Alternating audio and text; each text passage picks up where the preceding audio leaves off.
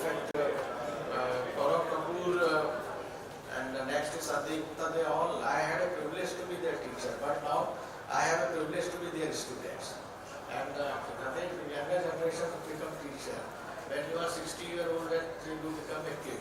So I have become kid and they have become my parents now.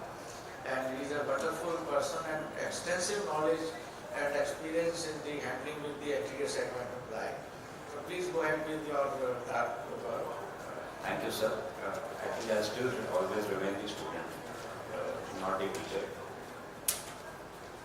I'll be speaking on the current status of tissue culture of limbal stem cells and corneal epithelium. Now, over the past few years, what our speakers have generally covered, the evolution of ocular stem cell transplantation has resulted in the development of several surgical techniques described by various names that are presently used. Now, they are all based on stem cell transplantation, which can be from the donor, and what I'll be talking of, tissue culture of the same stem cells, either from the same source, from the person, or from a different source. So it is, or derived from various other sources which are not from the eye itself. So that is the basic, that is the future, that is what the future holds for us. So what we have right now is ex vivo expanded limbal autograft or living related ex vivo expanded limbal autograft. Pellegrini and colleagues first reported the successful reconstruction of the ocular surface. The next advancement in this technique was the use of human amniotic membrane as a substrate for the in vitro epithelial cell culture. Currently, most investigators prefer the explant culture technique. The benefits of using explants are that they are easy to prepare and there is no danger of damaging the corneal epithelium through enzyme treatment. Now you have something known as CALET, cultivated allergenic limbal epithelial transplantation. It provides an option for patients in whom bilateral damage has taken place. So cultivated cells from a living related donor or from a deceased non-related donor may be grafted onto the recipient cornea. But the major disadvantage is the risk of rejection and you require prolonged immunosuppression. So obviously it has its own side effects and there is always the possibility of late failure when you stop the immunosuppression. So this technique has its own pitfalls. Now you have what has come into vogue now and what has been approved in Europe also is COMET, cultivated oral mucosal epithelial transplantation. This was started in 2002 and the indications are congenital aniridia, PEDs, thermal chemical injuries, Stevens-Johnson. It covers a broad spectrum of diseases, almost 70 to 80% of the diseases that we tackle. The advantages are the simple surgical approach, autologous transplantation, and you don't require non-aggressive post-op treatment because the risk of rejection and immunosuppression is lesser as compared to the other techniques. So the preparation of the oral mucosal epithelial cells, they are 3 to 5 mm are collected under local anesthesia from the inferior buccal mucosa and decontaminated with povidone iodine. And then the tissue specimen is treated with Dispace 2 for 1 hour, after which it is treated further for 10 minutes to obtain a single cell suspension. Then these are seeded onto denuded amniotic membrane on nitrocellulose paper and cultured for 7 days. This is what is used for the transplantation later. Now CLET, cultivated limbal epithelial transplantation, autologous cultivated limbal epithelial cell, was approved by the European Medicine Agency in February 15 for the treatment of corneal burns. However, the prerequisite is the presence of a small area of preserved limbus. You need at least 2 to 3 mm of preserved limbus to go ahead with this technique, which is then biopsied, expanded in culture and transplanted on the LSCD affected eye. So this is again a form of culture, but basic requirement are different from COMET is that you require some amount of residual limbal epithelial cells, at least 2 to 3 mm. Ex vivo expansion is a complex, time-consuming, expensive procedure, but it shows several advantages. Fewer risk for the donor eye, the possibility to treat bilateral LSCD if you have some amount of epithelial cells remaining, and the possibility to regraft following eventual failure. Now, what are the challenges in transplantation? What we said, ex vivo growth of epithelial cells. Allograft rejection is the primary cause of failure.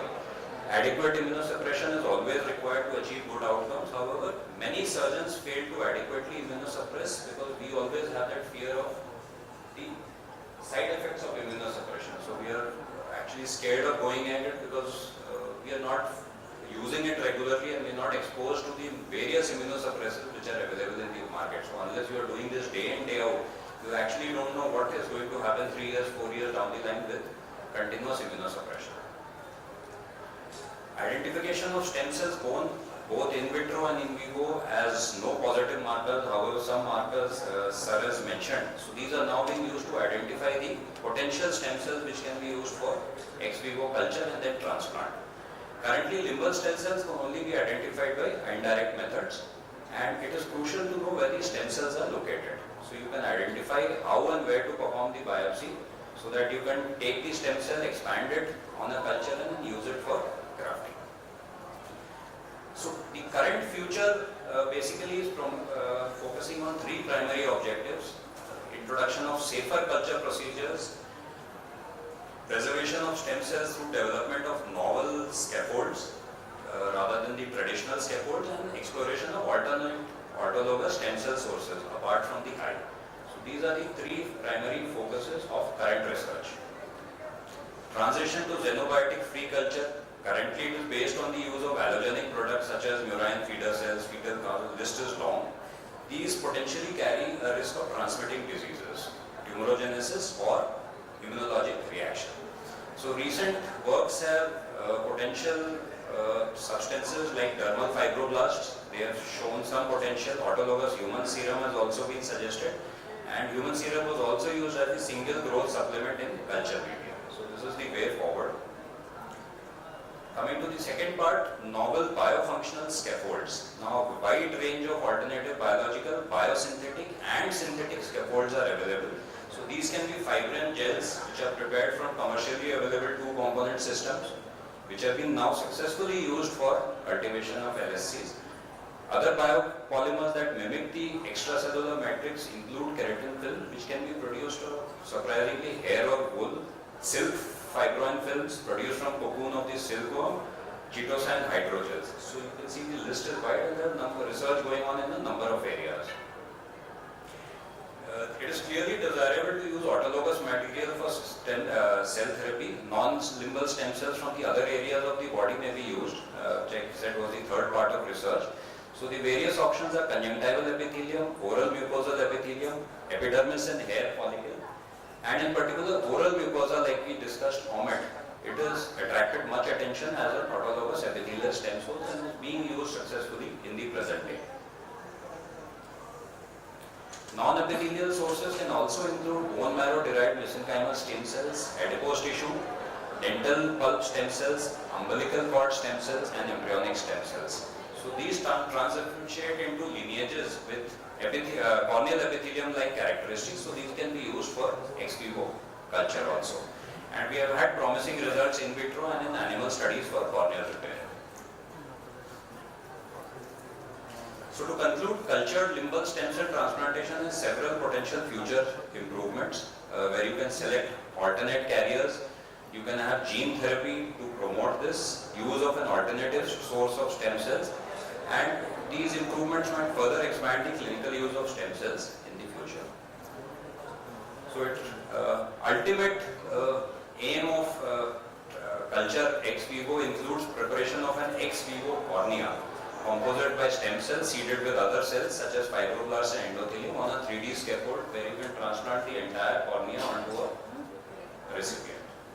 And treating severe dry eye by tissue engineering of the lacrimal gland or the conjunctival tissue enriched with goblet cells. These are the 2 ultimate aims where we can address both the components of the stem cell deficiency, the dry eye also, and the lack of any amount of stem cells in the eye. So if you have an engineered cornea which you can transplant en masse, that is the ultimate aim of culture of the stem cell, which is currently in progress, and the research which is on. Thank you.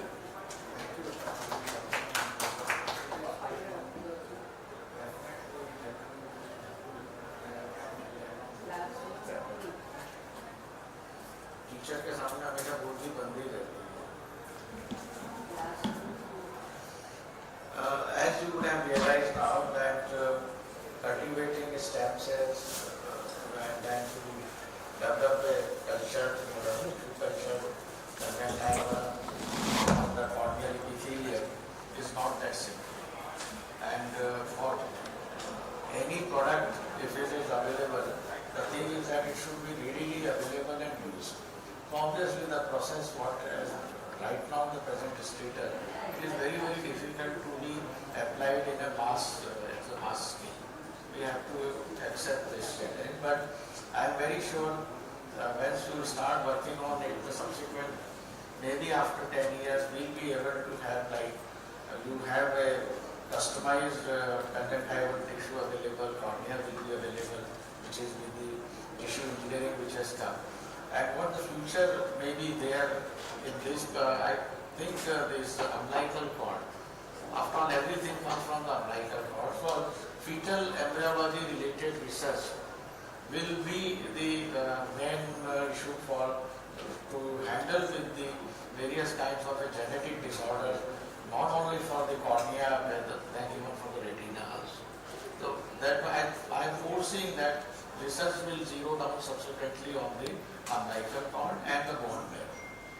These are rejection as said, we are not competent enough to handle with the rejection of corneal grafting cases also. In certain cases you need a help of an immunologist. So today is except one or we are in the coalition era where we know that we have a limited knowledge in our own selected field. Probably I may have a knowledge of less than 1% or so, and 0.001% in Bureau of Technology. Let it be very honest. So how can I handle this immunological rejection? You have to engage immunologists in these type of cases, like not only these VKC cases you need there, corneal transplant routine cases when you want to give this immunosuppressive, because these are systemic drugs and having multiple systemic engagement also. So many complications, contraindications, everything will come on the board. And other than that, again I would say the hematologist role is also there when you are handling these cases, pre-operative as well as post-operative. So when we were dealing with these cases in Armed Forces Center, it was the tumor board members to whom we have engaged. It is very important. Not that we are just popping up our responsibility. Ultimately, our aim is to produce the best results and the patient safety. Patient safety you have to accept. So a group of multiple specialties beyond the ophthalmic forum has to be engaged in this for the final results. Thank you.